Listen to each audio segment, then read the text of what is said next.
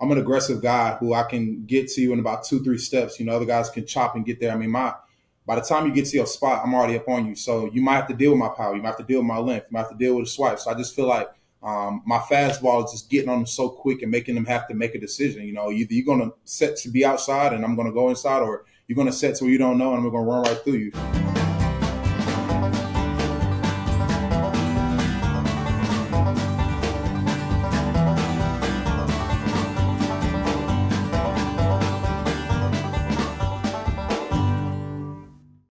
All right, this is a guy that I really enjoyed watching last year. He's got a lot of tools in the toolbox. I don't think he got enough credit.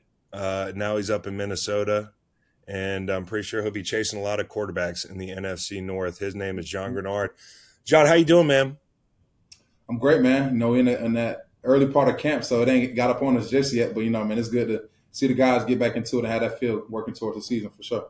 That was going to be my first question. Like, is it a shock in a good way when you go up and you camp in Minnesota and it's like 80 degrees and you're not in the Houston heat? Yeah, they're talking about, man, it's going to be hot today. I'm like, listen, if this is what y'all calling hot, man, I'm good. I can live with this now.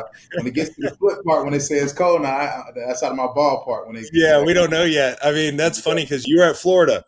You know why I know. You know why I know that actually. Well, now I remember was because you guys kicked our ass in the Orange Bowl. Yep. Back in Virginia, boys. Yep, I'm already knowing. Dude. I remember that. That was fun. Like I said, I've been in the heat for the past, my last year at Florida since now. So that's 4 or 5 years. My last 5 years, I've been in straight heat. So I had a little bit of taste of it in Louisville when I first went to got my undergrad over there. So it has a little bit of cold times at times. It snow a little bit, but obviously not to this capacity. But definitely know how it feels a little bit.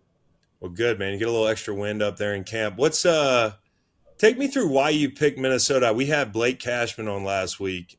Yeah. And he gave us a little intel about the process that you guys went through and kind of the overlapping of decision making. What did it come down to for you personally, and how did it tie in with Blake, your old teammate, now up in Minnesota? Yeah, I played in a similar system like this before at Louisville and Florida on my last year of school. So I had an idea of, the terminology, and obviously I knew flow added its own element to it by being super aggressive with it at times, so I can get my one-on-ones when needed, and just have me moving, pretty much using me at all my abilities, as aggressive he wants to be, just using all of that. And then obviously just the feel for everything. I mean, KO and, Flo and Kwesi, all of these guys, I mean, they had welcomed me with open arms, and I just felt like I could just be myself. I can finally have that breath of fresh air and, play ball and, not worry about, messing up or something like that. They're just saying, look, you playing fast and we make a mistake, we're good. We're not going to hound you for, you playing ball. And then I honestly didn't know Cash was coming down because we actually spoke about it. We went to Kamu's wedding, our teammate. Now he got married in Hawaii. So we were actually in Hawaii before free agency started, and we are just kind of looking at each other like, I mean, what are you thinking? Like, what have you heard? And we both were spitting teams back and forth. But we never just looked at each other thinking like, Minnesota at the time, but they stepped up. And I think whenever I signed, not long after, I looked at the phone and my wife was like, no way, I think Cash is signed. I'm like, dang. I'm like, hold on. So I checked social media. Instantly, I call him ASAP. And I'm like, ain't no way. And we both were looking at each other. We were just excited. I'm really super excited for him because he's from here, as we know. And it's just a home party for him. And I see how the people embrace him. And me being a part of that as well, being with him for the last 2-3 years, man, it's been great. So that way I can make that transition a lot more easier and I can play a lot faster for sure. That freedom, and you keep talking about playing fast, and like I've been in schemes where you had to think a lot and you weren't able to freelance and have the take-its and the things you want, the up and unders and all that stuff. Sure. Was it a little more stringent in Houston? Is that what I'm hearing? And not in a negative way, but just a little bit more of this is your gap. Yeah. I mean, when you're running that 4 down, I mean, it's just kind of like that sometimes. Sometimes you have to stay on the edges and make these things, cutbacks at the edge. And that's what we're all about here as well. But obviously, we just don't want to just blackboard everything and don't want to take away the natural aspect of what got you here to these points. So, man, I just feel like I said, I got a little bit more freedom to do these things. And at the same time, I'm still playing ball and not, it's still within the integrity of the defense. So it just keeps you honest and keeps you guessing. And that also sets myself up too. So whenever I am going to shoot it, I can, or if I ever want to just speed up field or whatever the case may be, I can just truly just put all those things on tape and keep guys guessing and just be effective as much as possible. So having the DC behind me on that aspect and the head coach as well, and the team in general, knowing that I've done it before. They know what I'm about. They know what I'm about to do. And it's always, I'm gonna make the play, or I'm gonna set somebody up for it. So I love it, man. I'm excited. I love B Flow. Got a chance to play for him in New England. I know a couple things about it. And the defense is, I'm sure, not the same exactly as it was in New England, but I just remember getting a lot of checks right before that ball snap. So that Yep. is that something that you've become accustomed to, is like having that your brain on in a different way right up until that ball snap. Yeah, and that's why I kind of alluded back to how it was in college. I was kind of hearing that same things in college in general. But I honestly was one of the guys that was making the checks too, because I just studied so hard within the system just to try to figure out when can I make my play, or when can I, have the freedom to do something like this, or when do I have to stay outside, when do I have to get inside into a gap. So me learning it now definitely makes it easier. So whenever they do say these things, I mean, I'm not looking at, okay, well, I got to do this or step down here, this and that. Flo's trying to make it as much as easy as possible. This game is steadily evolving in every defense that I've been a part of, 4-3-3-4, 4-2-5, whatever you want to call it. It's just all of these things that allow you have to study the book in order to know your number is called. So it's definitely was an adjustment at first, but now seeing how it affects the offense and it sets me up or set somebody else up, man, it's going to be a good thing. Do you line up in different spots there? Like, have you been in different alignments than you're maybe accustomed to lately, but maybe more like Louisville or what have you? Yeah, it's a little bit of both. I mean, I think just in general, I mean, everybody know I'm gonna be on that edge regardless. But but at times it's a little switch up at times. And that just comes within the scheme. And we've seen that all around with how Flo runs stuff in the past, even when he was in Miami as well, how they had different guys moving and this and that. He uses a lot of us. I mean, it won't be just me doing all the moving. It's me, Gink, DT, Pat Jones. I mean, we literally have I call it a 3-4 head, honestly, 5-headed monster. When it comes to our edges, and that keeps everybody guessing because we all have different traits and different things to ourselves that make us who we are. So I'm excited to see how he uses that as well. So I'm looking forward to all of it. Coming off a huge year, double digits, really, I thought you didn't get enough credit down there, and now you're in Minnesota where maybe some fans hadn't seen you play as much. I know how you play, but can you describe to people listening who might not have seen you play before what kind of a rusher you are? What's your process? Are you an option rusher? Do you plan things out? Are you more power? Are you more speed for people at home? Yeah, I think how I've learned how to rush, everything will be set up off power. I mean, I'm an aggressive guy who I can get to you in about 2-3 steps. Other guys can chop and get there. I mean, by the time you get to your spot, I'm already up on you. So you might have to deal with my power. You might have to deal with my length. You might have to deal with the swipe. So I just feel like my fastball is just getting on them so quick and making them have to make a decision. Either you're going to set to be outside and I'm going to go inside, or you're going to set to where you don't know and I'm going to run right through you. So either one, I mean, they see the size, and I think that's a lot of things. It kind of snuck up on a lot of people last year. They don't see I'm not the biggest guy, but I know how to play ball, and I think that's why I've always just using my advantages. I'm a ball player at the end of the day. So whatever you want to see, or whatever you don't give me, or whatever you struggle with, I'm going to exploit it for sure. So that aggressive mentality, people will say, oh, you got paid, it's going to be this and that. All right, listen, y'all, I've only scratched the surface of what I can really, truly do in this league. And that's just going to be, I'm just going to continue to put that on tape. I mean, it's not really need for me to speak on it much more. The fans, they have an idea of what they're getting, but I'd rather show them and tell them. So I love that. Yeah, I love your power complex, because I just feel like, some coaches, they'll say, hey, don't run down the middle of people, but they don't understand that sets up the edge. They don't understand that shortens the corner if you're not a 100%. Von Miller, which 100%. I wasn't a Von Miller, and I'm I don't think either. you would. I'm not. So, nobody's been in that corner like that at certain times. So you got to set it up. Yeah. Man. I'm all for that. I'm all for it. Yeah, I just love your game, man. And a young guy, you get to work with Dallas Turner, really high hip guy, long strider, 100%. Different kind of guy. Yep. What do you see from him as far as his development's concerned, and what are the kind of moves he's got in his toolbox that kind of wow you early? Sure. Yeah. We kind of built similar-ish. You know what I'm saying? I got long legs, long limbs. He's same thing, short torso type build. But my main thing is the same thing with him. You run a 4.4. You need to get up on them fast. Like, you try to get here, and that's why, you see all these different, workout videos where guys do these pass rush and stuff. Like, yeah, it's cool to work these moves, but I say you work these, but you have to work while still gaining ground, and everything's going to be set up off of this power. You got these insanely long arms. If your first move is not a long arm or some type of power to make them respect your length and then give you the hands, then you're just going to be sitting there trying to work on moves. And as we know, tackles don't throw their hands. They're sitting there waiting on you to throw your moves now, so they can just sit there and grab. So I said, look, use that to your advantage. If they want to be that outside hand puncher guy, run through their chest. And then you get what you want. Everything is not going to come right this and there to look for a pretty sack. I don't win pretty. Everybody knows I don't win clean, pretty rushes. I don't like them. I mean, I feel like that gives them more chances to come back and recover. I'm like, nah, I want you to be able – that's why you mentioned shorten my edge. So if I'm going to shorten it up, if I don't care. A sack is a sack. Ball is out. I just need to be within arm's reach so I can tip the ball out. I had a couple times where I talked to him, listen, change your mindset of just going for it, wrapping the quarterback up to, hey, all you got to do is get the ball out. So whatever that radius is between your length, between you setting up a stab to shorten that edge, you don't have to necessarily just win a perfect clean rush. Quarterback standing right there while you still got a guy on your arm, knock the ball out. Simple stuff like that. So just switching the perspective of just being disruptive, a simple bull rush and make the quarterback get his toes stepped on by this tackle. They hate that, And that quarterback's going to start drifting back a little bit more. Now you done set him up to shorten your edge more.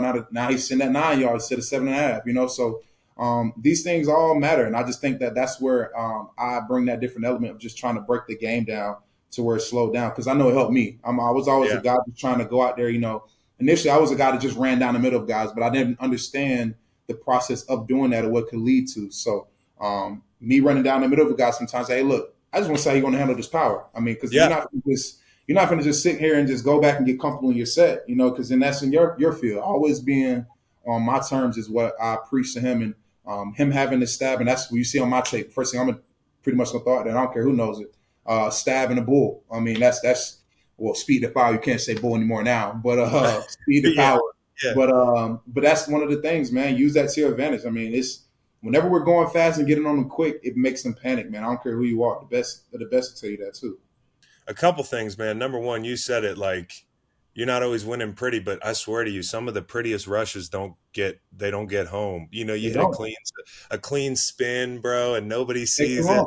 Like take too long, man. And then he's like, now you don't want it, and then you're not going to use it too. Because that's why I tell him. I said, brother, I can't find a rush that I went on a cross shot. I haven't. I'm sorry. I mean, some guys that I've seen them do that, these nice, pretty sacks, but that's not me. So what I'm going to try to work in these moves. So I used to watch rushes like you, Terrell Suggs, the guys who had the grimy sacks. I mean, Junkyard, all these guys who get the, they don't look the prettiest, but the technique is the same. They understand their body. They understand how to play football. And there's a difference between playing, being a specimen, knowing how to make moves, and then being a ball player. So I think, that just speaks to your career for sure. I mean, you're a ball player. You understand what plays you're going to get, how guys are going to block you. So why make your job harder? You know what I'm saying? So you know what that is? That's just understanding you have some deficiencies and knowing how to work around them. I mean, and being intentional with your plan. Like there are very few guys who just could be like, whatever I do is going to fucking work.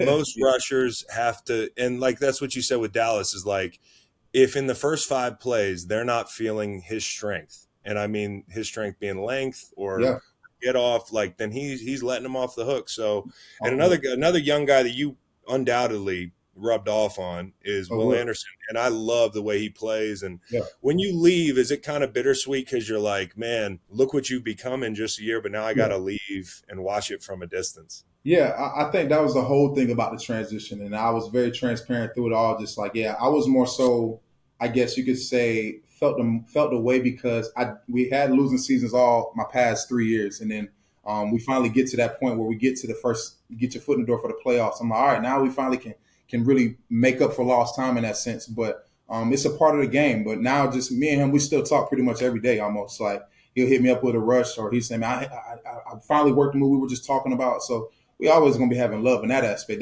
That's just the nature of the game. But I seen it early on when I came in with him. The difference between him and Dallas. I mean, Will came in as more of a natural D lineman, as opposed to, Dallas is a specimen. He can do all things. He can rush, he can cover, he's speed. I mean, you name it. And I think now that's where I come into now and say, hey, look, you can't be great at everything. You need to hone in, and obviously we know where the money is at. You need to go get that quarterback. So we can sit here and talk about drops or setting the edge on this, and those are all want to things. Those are all I don't really sit there and talk to a guy about setting the edge. I mean, either you want to set the edge or you don't. So it's a want to thing. So and they both have that, and I think that's one thing for sure coming out of Bama that they had is going to set that edge. Now it's just getting Dallas to polish up his technique and use these things and understand his body more kind of like myself, just understanding what you have and what you really do well.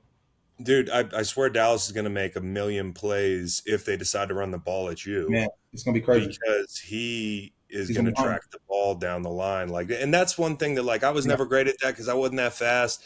And sure, there's just some guys who have that talent sure, where yeah, that's somewhere your talent's really going to get you a lot of gimmies. And the same thing with Will. Like, yeah. Will is a guy who can track down the line. Here's my Texans question, bro. Awesome. I love CJ Stroud. I would ask you about questions about CJ Stroud. I'm a big fan Yeah. of that team. I love watching y'all play. But my question is this: take me in the locker room the day Lovie Smith messed the tank up. Hey, that's so funny. Man, I literally because I got to pick that game. It's funny. I had a pick six. I had a pick six that game, They were and mad at you, bro. I remember coming off the field and my DMs and my notifications were blowing up. Like, what are you doing? Like, you're messing up our pick, and I'm like, oops, but Uh-huh. man, that was crazy. We all thought about it, man. We all. Yeah, I was saying be lying like, man. Now we at number two, number one, but at the same time now I said, look how it worked out. I mean, now them boys they wishing they got that number two. They thankful that we got Yeah, that number dude. two. Lovey's a hero. So, You're a hero, bro. exactly. So I'm like, listen, I'll take that. Anytime I get a victory, I'll take it, They dog. should build a Yeah, statue of man. Lovey Listen, and you me outside and that Lovey stadium. sitting next to him and having a handshake. So, but man, it was amazing. I appreciate him. Definitely appreciative of the system that I was able to play in with Lovey.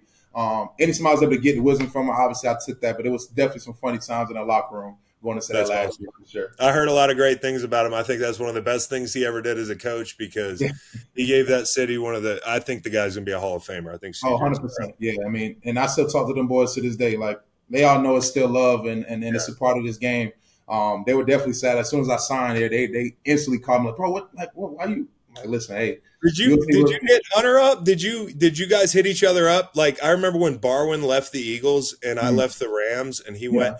and we were calling each other like, "This is who you got to look out for. This is your guy." Did you guys You know, contact each yeah, it's funny. I actually like because me and Will, we always watch tackles around the league. Period. It didn't matter who we were playing them, or we just watch the sack tape and then go to the actual team and watch them. And yeah, I mean that's because we obviously played them. I think week 3. So Yeah. I'm pretty sure he's gonna ask like, yeah, what do I do on this guy? I'm like, I ain't got no problem telling you. These guys will tell you too. Like, listen, you know what he's doing on film. You know what type of he's an outside hand punch guy. But I will say like the same mentality how I was able to help Will out with is getting up on him now. I mean, you get up on any tackle. I don't care who you are. You get up on him now. You make him make a decision, and I think that's where I feel like it helped us, me and Will, a lot last year, just because it didn't matter who we went against. You know that at the end of the day, our fastball, we're coming at you, and then we can then build off of that. So definitely helps us. So his mindset ain't gonna change it. I don't even need to tell him who gonna line up out there. But no contact between you and you replaced Daniil, and Daniil replaced you, same position. It was like almost like a trade. Yeah, Did you guys contact each other at all? Like, hey man, nah, like, what kind of food is good in the cafeteria? Who's the equipment manager that's gonna give me free stuff? it's funny. I only trained with him once. I think it was about 2 years ago. But yeah, it was like a brief interaction. Nothing like actually That's swapping funny. numbers Yeah. stuff like that. But yeah, I already knew he was a Texas kid, so it all made sense at the end of the day when it all happened. But when I actually got here, funny story. Our equipment manager, Mike Parson, he was actually with me in Houston my rookie year. Oh, cool. So he remembers me. We had a couple people on the training staff. I was with the first 2 years in Houston as well, and then obviously I had another trainer who was with me in college in Florida. So it's pretty much like I knew Yeah. half of the staff, or at least the most important people around this building so far. So it was definitely, like I said, that transition helped out a lot more, and I went into it, especially for the decision time. That definitely matters. All those people in the building make it Yeah, easy or hard. And so I 100%. got one or two more for you. Number one, going back to last year, you played with Lamar. Yeah, at Louisville, you guys Yeah, crossed yeah. over. We're in the same class. Yep. So what was it like seeing him? And I don't know if this is your first time seeing him since college, but seeing him in the playoffs, going up there, and I know it's tough because you guys, that team's building something, and this was your first big test. I mean, you guys won a playoff game, but then this one, it's a different ball game. So you guys are kind of watching it like this is what it takes, right? How cool is it to see what your college teammate has built there? It's amazing, man. They have the same feeling and that same confidence. You can just feel it when you walk through there that we had when we were in college. I mean, in my opinion, when I was in college, I didn't give a damn who we played. I mean, we literally have Number 8 right here. So as long as we give him another opportunity to go win the game, then I'm always gonna be fine. But super excited, man. I'm happy for him. I mean, couldn't ask for a better person to have all these accolades and these things happening for him. We all came in that same class. Our class was actually pretty crazy. Me, him, Jair Alexander. We were all a part of that 2015 class. Jaron Christian was another guy that got drafted as well. We literally were all a part of that. We all took our visits, staying there together, spring ball games. You name it, we were all there. But man, we knew it as soon as, like I said, first, I think it was the first scrimmage. I knew it. I mean, he actually was live one practice. I think it was the first camp practice we had, and Bob Petrino had him live. We were all looking like, "Are you sure?" And I'm pretty sure he was looking back. Are y'all sure? Like, I mean, y'all sure y'all want to make him live? And I remember he took a read zone, man, to about 70 yards first play, and then next time he took another read zone and stopped on a dime. And I mean, everybody knows the story that went to Louisville. I mean, he ended up tearing a guy's ACL based off of him cutting so hard, and the dude tried to stop on a dime too, and it was all she wrote. So, Jair, you brought up Jair, and I can't stop laughing. The reason I'm laughing is because of what he did last year when he went out for the coin. Bro, did you see that? That's Jair. I'm trying to tell folks. I'm from Charlotte. People think that like it's like a front, and anybody who knows Jair, like they know like that is Jair. Like we all used to try to just get a thing like, all right, what type of guy is he? Is he acting, or is he like this is how like it's really him? That is really Jair, and he's unapologetically him. And he's a ball player. I mean, he of course I wouldn't do no crazy shit like that. Bro, I haven't laughed so hard at something that maybe I wasn't supposed to be laughing at. But when it happened, when they said it, and I seen when that, because I heard about it at first, just coming off of a game, and then when they said they were playing the Panthers, I said, "Oh, makes sense." Yeah, I mean, he's back at home. He's from Charlotte. Yeah, he's doing that. So yeah, that's so funny, dude. What's something about Lamar nobody would like? 18-year-old Lamar when he walked in.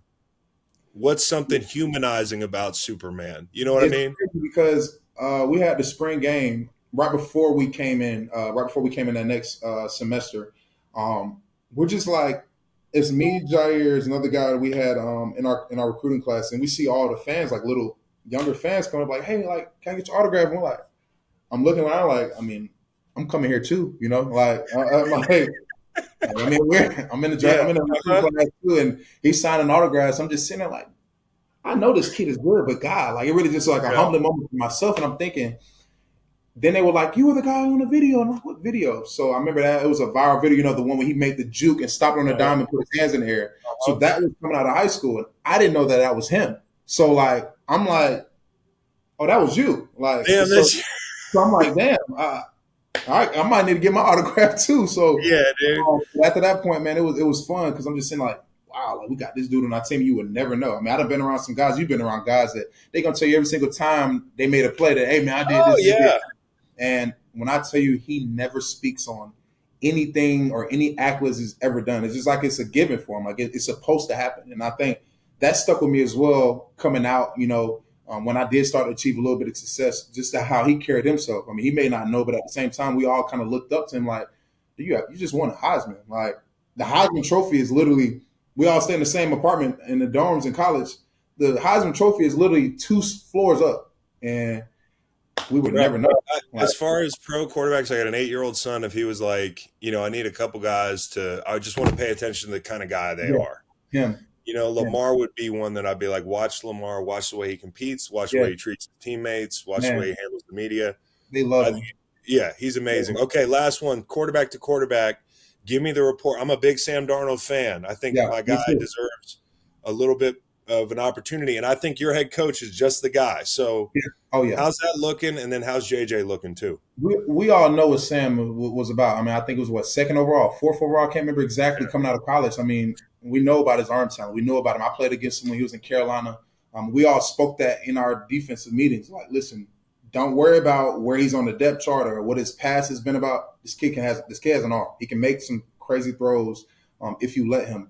But we still see the throws every day out here in practice, and we know what type of guy he is. And he's just a great guy to have in this position to lead a team as well, while also having somebody in the back. Let's just be real, having a guy who's chasing after his spot. You know what I'm saying? So having JJ here, he understands the situation. He's taking these things that Sam is doing and you know, listening and gaining a whole bunch of knowledge and wisdom through it. I feel comfortable with both of them back there just because, as you mentioned before, KO is going to put both of them in situations to succeed. A lot of times these younger guys or people in quarterbacks in general get set up for failure. They get thrown out there with a play call with the O-line has to protect. They know they don't have the best O-line. They have to protect them for days. Like, why are we doing that? At the same time, KO understands. He's been there before. He understands how to run these things.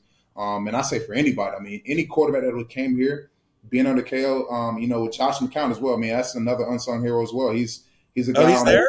Oh yeah, Josh is on our staff. Yeah. Oh, Josh is the man, dude. Exactly. So I was with Josh in Houston a little bit too. So understanding how he is and just that mentorship that he can give to these guys and talk to them on a level to where it's relatable instead of talking down or talking at a player. As we know, it only resonates to certain people when you're talking down or talking to them. You can talk to me because if you talk down to me, it's only going to make me go up. But in these instances, it's not always like that. And I think having him and KO on there to mentor JJ, and then having Sam right there as well, just knowing that what you're going to get out of him every time. So I feel like we're set up for success here. I mean, we're having those two guys there. Whoever they decide to pull the plug on, regardless, I'm excited, and I know that we're going to rally behind them, and they're going to lead us to victory for sure. That's awesome, and you got to show everybody the Josh McCown basketball highlights. That'll get them to buy in, bro. That dude was nasty. All right, John Greenard. I'm wishing you well this year. Hope you have a big year, and hope you come back on after a big game and join us again, man. Thanks for the time.